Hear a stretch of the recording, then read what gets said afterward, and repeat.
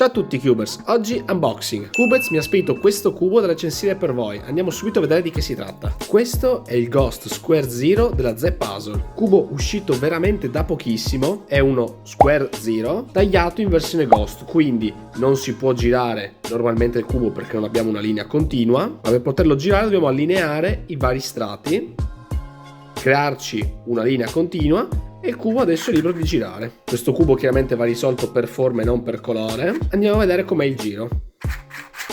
Il cubo gira molto bene, anche lungo gli strati lunghi il cubo gira perfettamente, è morbidissimo. Cubo esteticamente molto bello, fatto interamente in plastica anche le parti interne, in questo caso la versione a sfondo bianco con i tiles neri, che non so se si vede bene in camera ma sono ruvidi, quindi sembra quasi che il cubo brilli, ma è disponibile in altre due versioni, l'opposta di questo sia sfondo nero e tiles bianchi, oppure sfondo blu e tiles rossi. Questo cubo, essendo uno Square Zero, a differenza dello Square One, ha soltanto gli angoli, sia sopra che sotto, e come nello Square One e nello Square Zero, lo strato centrale è composto da due pezzi, quindi se andiamo ad allineare il cubo, possiamo effettuare giri di 180 gradi lungo questa linea, e giri 90 lungo gli strati superiori. Cubo veramente molto particolare che sicuramente mancava nel mercato, infatti la Z Puzzle nell'ultimo periodo ha sfornato sempre cubi particolari che nessun altro brand ha e penso che questo sia uno dei punti di forza. Il cubo è fatto molto bene, penso che i pezzi siano stati stampati in 3D. Beh ragazzi, io sono molto curioso di provarlo, quindi è ora di mescolarlo.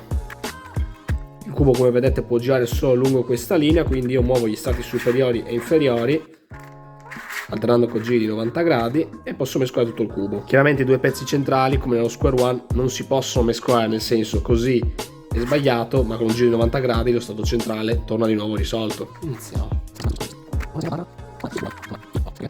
Ok, ho completato il primo strato,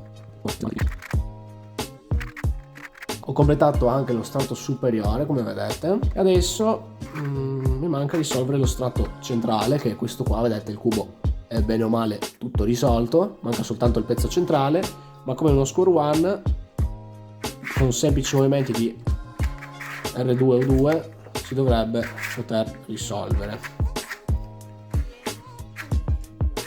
E infatti ce l'abbiamo fatta. Come avete visto è un cubo piuttosto semplice da risolvere. Se avete le basi di un qualsiasi cuboide non avrete alcun problema a risolverlo, essendo che gli strati superiori e inferiori si possono effettuare solo giri 90 gradi, non è la stessa difficoltà di uno Square One. Come avete visto, alla fine per risolverlo mi è bastato semplicemente risolvere il primo strato, risolvere il secondo ignorando lo strato centrale e alla fine con movimenti di R2 o 2 lo strato centrale è facile da risolvere. Sicuramente è un cubo che vi consiglio di aggiungere alla collezione. Questo cubo lo potete trovare su Cubez a 12 euro spedizione inclusa. Come sempre questo è un ottimo prezzo per un cubo del genere. Per chi fosse interessato vi lascio il link qua sotto in descrizione.